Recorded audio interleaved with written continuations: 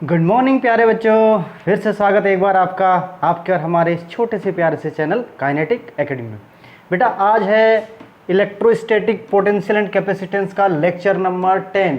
ठीक है, तो आज हम पढ़ेंगे एक समान वैद्युत क्षेत्र में वैद्युत द्विध्रुव को घुमाने में किया गया कार्य। ये वैद्युत द्विध्रुव है। वैद्युत द्विध्रुव के बारे में आप पहले भी पढ़ चुके हैं कई बार। ठीक है, प्लस क्यू और माइनस क्यू चार्ज से मिलकर बना होता है, जिसके बीच की दूरी क्या होती है, बहुत कम। दो समान तथा विपरीत आवेश जब एक दूसरे से अल्प दूरी पर हो, बहुत कम दूरी पर हो, तो ऐसा समायोजन क्या कहलाता है, वैद्युत द्विध्रुव कहलाता है। ठीक है, इसे हमने एक समान वैद्युत क्षेत्र में रखा। ठीक है, तो इसके द्वारा यहाँ पे किया गया कार्य, एक समान वैद्युत क्षेत्र में वैद्युत द्विध्रुव द्वारा किया गया कार्य। ये लिखने की जरूरत नहीं। चलो, एक्स वाई एक वैद्युत द्विध्रुव एक्स वाई प्लस क्यू तथा माइनस क्यू आवेश से मिलकर बना है, से मिलकर बना है तथा एक समान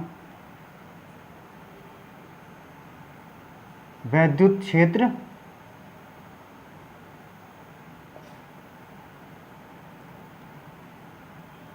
में थीटा कोण बनाते हुए दर्शाया गया है।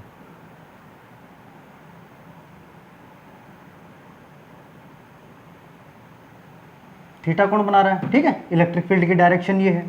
अब इलेक्ट्रिक फील्ड जो है बेटा, इस पर एक बल लगाएगी। यहां से देखो, ये स्थिति है इसकी, ऐसे रखा हुआ है ये। ठीक है, तो एक समान वैद्युत क्षेत्र जब इस पर बल लगाता है, देखो इधर बल की दिशा ये है, क्यू ई, एफ बराबर क्यू ई होता है ना। इधर बल की दिशा ये है, यहां से बल की दिशा ये है। अब इधर को भी बल लगेगा, इधर को भी बल लगेगा। इधर को बल लगेगा तो ये क्या होगा, ये इधर की तरफ घूमेगा ना, ये सर बिल्कुल है ना, जुर इस तरह घूमेगा या नहीं घूमेगा। ठीक है, अगर इधर से भी बल लगाओगे, इधर से भी बल लगाओगे, तो ये घूम के बिल्कुल कैसे आ जाएगा, ऐसे। तो ये वैद्युत क्षेत्र जो है, इसे वैद्युत क्षेत्र के समांतर लाने की प्रवृत्ति रखता है। ठीक है, ये वैद्युत क्षेत्र जो है, इस वैद्युत द्विध्रुव को इसके समांतर लाने की क्या करता है, प्रवृत्ति रखता है। तो यहां पर बेटा जब किसी वस्तु को, अब क्या हो रही है, ये अक्ष के परित, ये है ना इसका अक्ष, ऐसे घूमेगी ना, ये अपने अक्ष के परित है। ठीक है, कोई वस्तु यदि अपने अक्ष के परित घूमती है तो वहां पे क्या हमें बल आघूर्ण मिलता है। बल आघूर्ण क्या है, किसी वस्तु को उसके अक्ष के परित घुमाने की प्रवृत्ति रखता है। ठीक, तो हम क्या करेंगे, यहाँ पे वैद्युत क्षेत्र द्वारा वैद्युत द्विध्रुव पर कार्यरत बल आघूर्ण, वैद्युत क्षेत्र द्वारा वैद्युत द्विध्रुव पर कार्यरत बल आघूर्ण,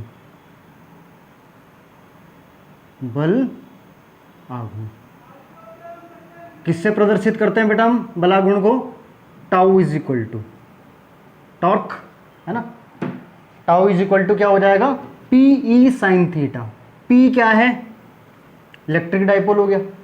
ठीक, ई हमारी इलेक्ट्रिक फील्ड हो गई, और साइन थीटा क्या है, साइन थीटा। देखो जब हम इसे ऐसे घुमाएंगे तो बेटा इसकी डायरेक्शन कुछ ऐसे रहेगी, ऐसे रहेगी, इसकी डायरेक्शन ये ऊपर को जाएगी, ऐसे तो डायरेक्शन रहेगी ये। ठीक, परपेंडिकुलर इसकी डायरेक्शन रहेगी, तो वहां के लिए हम साइन थीटा लेते हैं। जब हॉरिजॉन्टल होती है तो हम कौन सी दिशा लेते हैं, तो हम कॉस थीटा लेते हैं। अभी हम क्या लेंगे, साइन थीटा लेंगे। ठीक, अब इस द्विध्रुव आघूर्ण को जो है हमने पहले थोड़ा सा घुमाया, क्या घुमाया हमने, इसे डी थीटा घुमाया। ठीक, तो वैद्युत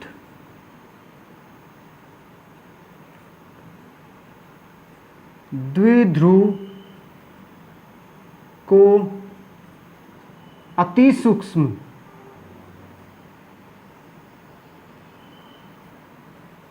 डी थीटा घुमाने में किया गया कार्य।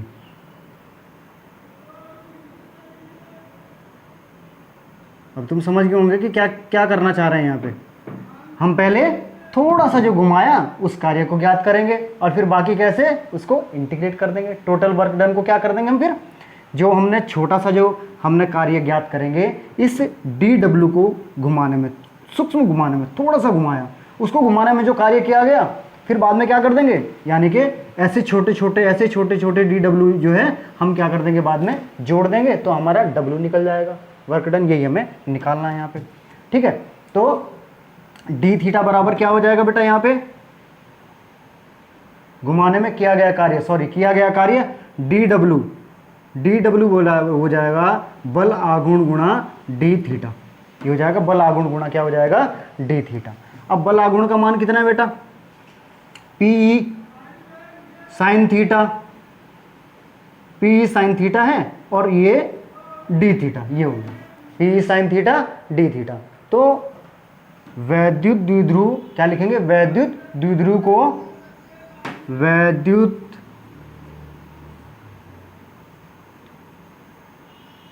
द्विध्रुव को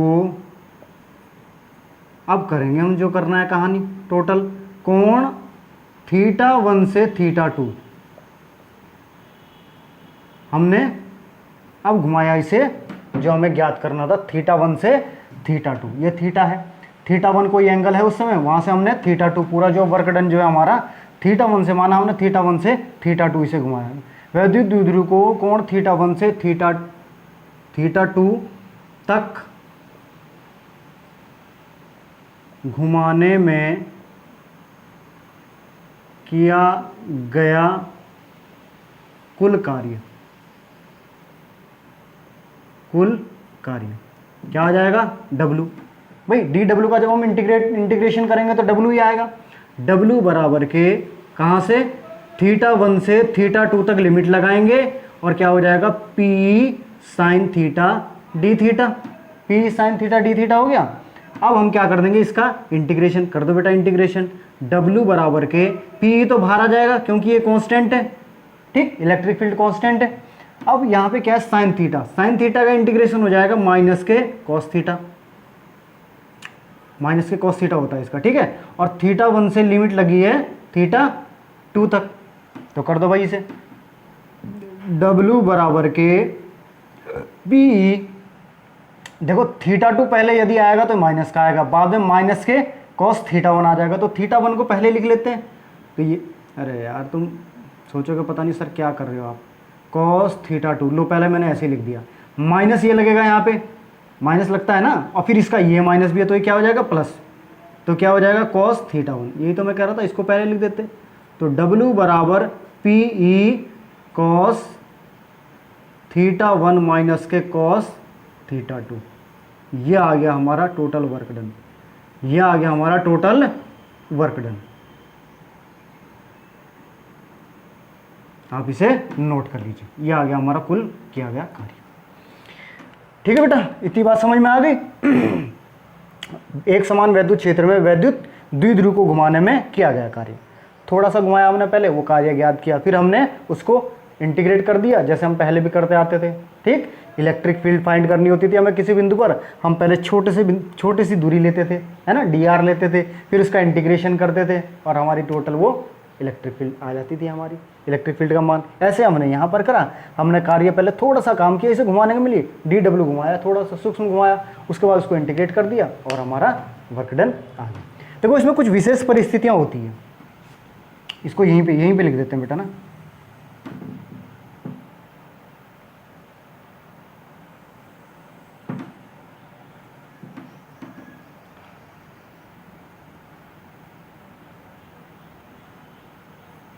विशेष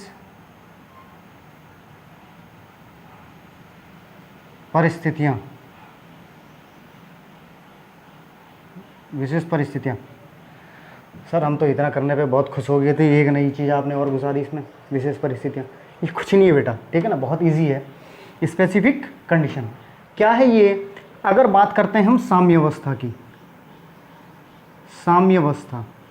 साम्य अवस्था का मतलब क्या है, जब बिल्कुल शांत पड़ा हुआ है, शांत यानी कि थीटा बराबर जब क्या है 0, ठीक, थीटा बराबर 0 से साम्य अवस्था से किसको, इलेक्ट्रिक डाइपोल साम्य अवस्था से यदि वैद्युत क्षेत्र में कितने का, वैद्युत क्षेत्र के समांतर, अगर वैद्युत क्षेत्र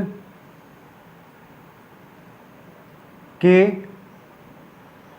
समांतर, अगर साम्य अवस्था से वैद्युत क्षेत्र के समांतर, समांतर कितना हो जाएगा बेटा, यानी कि थीटा 1 बराबर 0 और थीटा 2 बराबर थीटा। साम्य अवस्था में क्या है, थीटा ही तो है, साम्य अवस्था में क्या है, थीटा, बिल्कुल ऐसे पड़ा हुआ है ना थीटा। साम्य अवस्था मतलब 0, साम्य अवस्था मतलब साम्य अवस्था ये रहेगी और एंगल थीटा हमारा ये है अभी, ठीक है। अगर यहाँ से यहाँ तक की बात की जाए, यानी इलेक्ट्रिक डाइपोल ये मूवमेंट करता है, तो क्या क्या मान आ जाएगा हमारा, ये मान रख देंगे हम, W बराबर PE और क्या हो जाएगा cos थीटा 1 क्या हो जाएगा 0, cos थीटा 1 जब 0 का cos 0 का मान क्या हो जाता है 1 हो जाता है, यानी कि चलो फिर भी लिख लो यार तुम, cos 0 माइनस के cos थीटा, cos 0 माइनस के cos थीटा, cos 0 माइनस के cos थीटा। तो ये क्या, cos 0 का मान 1 हो जाता है, तो ये क्या आ जाएगा बेटा, यहाँ पे वर्क डन कितना आ जाएगा, W बराबर PE और ब्रैकेट के अंदर 1 माइनस cos थीटा, ब्रैकेट के अंदर 1 माइनस cos थीटा। बहुत ईजी है। पहली कंडीशन तो ये रही हमारी साम्य अवस्था वाली। दूसरी कंडीशन आती है जब साम्य अवस्था से, साम्य अवस्था यानी कि थीटा 1 इज इक्वल टू 0, साम्य अवस्था बेटा थीटा 1 इज इक्वल टू 0 ही रहेगा, साम्य अवस्था में बिल्कुल वो 0 डिग्री। साम्य अवस्था में इलेक्ट्रिक डाइपोल जब यहाँ से घूमेगा और वैद्युत क्षेत्र के लंबवत, किसके, साम्य अवस्था से, ओह यहाँ से लिख दिया, से छोड़ दिया, साम्य अवस्था से वैद्युत क्षेत्र के लंबवत, साम्य अवस्था से वैद्युत क्षेत्र के लंबवत यानी कि थीटा 2 बराबर 90 डिग्री लंबवत। क्या सर आप तो बच्चों वाली बात कर रहे हो, ये तो हमें आता है ना, बहुत इजी है। अभी तुम सब कहोगे हाँ सर अब तो बहुत इजी है। अब हम यहाँ पे क्या, अब थीटा 1 बराबर 0 और थीटा 2 बराबर कितना रख दो इसमें फार्मूले में 90, तो W बराबर के PE cos 0 माइनस के cos 90 रख दो वैल्यू बराबर, PE कितना, cos 0 कितना हो जाएगा बेटा 1 हो जाएगा, और ये कितना हो जाएगा 0, cos 90 0 होता है ना, तो ये कितना आ जाएगा हमारा, वर्क डन कितना आ गया, W is equal to PE आ गया। यहाँ W इज इक्वल टू ये PE आया, यहाँ W इज इक्वल टू कितना आया था, ये आया था, ठीक। अब आती है एक तीसरी और लास्ट कंडीशन, तीसरी और लास्ट, ये आएगा तीसरा है साम्य अवस्था, यानी कि साम्य अवस्था थीटा 1 इज इक्वल टू 0 से वैद्युत क्षेत्र के विपरीत, वैद्युत क्षेत्र के विपरीत। बेटा ये दिखाई दे रहा है या नहीं दिखाई दे रहा है, एक मिनट चेक करने दो मुझे, हाँ वैद्युत क्षेत्र के विपरीत दिखाई दे रहा है। अब वैद्युत क्षेत्र के विपरीत वाली जब बात आ जाएगी तो ये क्या आ जाएगा, अब हम यहाँ से डायरेक्ट लिख देते हैं बेटा, ठीक है। वैद्युत क्षेत्र के विपरीत यानी कि थीटा इज इक्वल टू कितना 180 degree, theta is equal to 180 degree, direct कर दो इसे, अब तुम समझ गए होंगे, बच्चे नहीं हो। W बराबर PE, देखो अगर हम PE का मान यहाँ पे रखते हैं PE, और अब आ जाओ cos 0 कितना रहेगा 1, यहाँ पे आएगा कितना cos 180, cos 180 का मान होता है -1, तो -1 और ये माइनस माइनस प्लस हो जाएगा, तो ये हो जाएगा 1 + 1 बराबर कितना हो जाएगा 2PE, ये आ जाएगा 2PE। आज के लेक्चर में बेटा इतना ही काफ़ी है, ठीक है। और मेहनत करते रहिए, वीडियो को शेयर जरूर करें, सब्सक्राइब जरूर करें, आपके लिए बहुत मज़ेदार और बहुत अच्छी वीडियो लेकर आएंगे। जो चीज़ समझ में ना आए कमेंट बॉक्स में ज़रूर लिखना। मेहनत करते रहो, तब तक के लिए टेक केयर, बाय बाय।